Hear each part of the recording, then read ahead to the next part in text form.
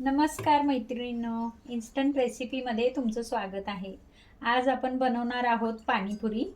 त्यासाठी मी 1 ते 1.5 कप वाटाणा घेतलेला आहे आणि तो रात्री मी गरम पाण्यामध्ये भिजत घातलेला आहे। हळद टाकणार आहोत।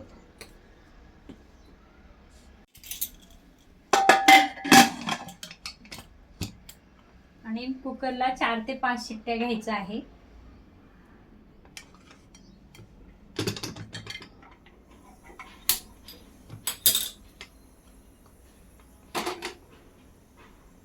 चला तर मग कुकर होईपर्यंत आपण हिरवी चटणी बनवून घेऊ। त्यासाठी मी घेतलेली आहे कोथिंबीर, पुदिना, 2 हिरव्या मिरच्या आणि 1 इंच आलं।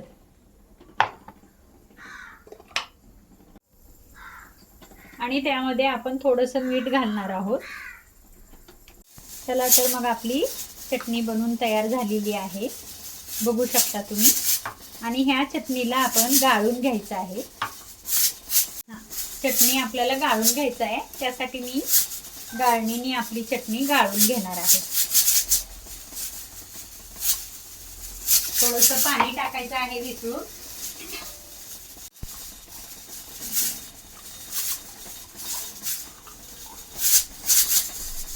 यामध्ये आपण थोडासा चाट मसाला घालणार आहोत।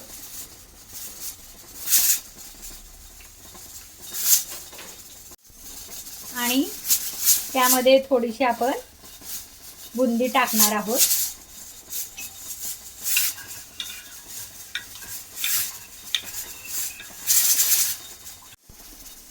तर आता आपलं पाणीपुरीचं पाणी बनवून तयार झालेलं आहे। आता आपण बनवूया गोड पाणी। त्यासाठी मी थोडीशी चिंच रात्री भिजत घातलेली आहे आणि त्यामध्ये 1 खडा गूळ टाकलेला आहे।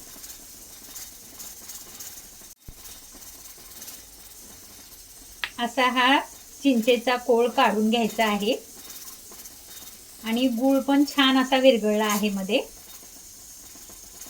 गॅसची फ्लेम बंद करूया।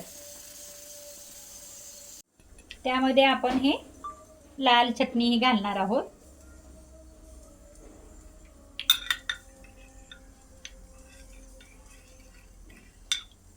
आपलं कुकर झालेलं आहे। रगडा कसा झाला ते बघूया। असा आपला रगडा बनवून तयार झालेला आहे। परत एकदा चव बघून मी त्यामध्ये मीठ टाकणार आहे।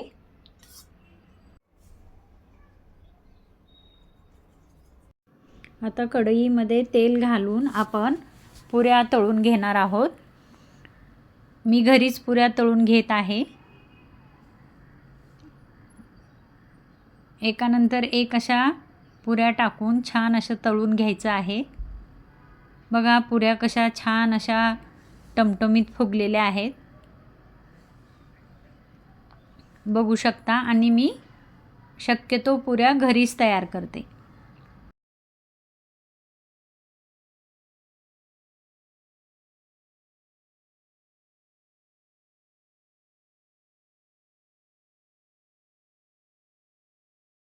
पुऱ्या तळून घेतलेल्या आहे आणि असा रगडा मी वाटीत थोडा थोडा काढून घेतलेला आहे। त्यामध्ये कांदा टाकलेला आहे। आपण थोडीशी त्यामध्ये कोथिंबीर टाकू आणि अशी बारीक शेव घेतलेली आहे। चला तर मग आता पाणीपुरी बनवूया।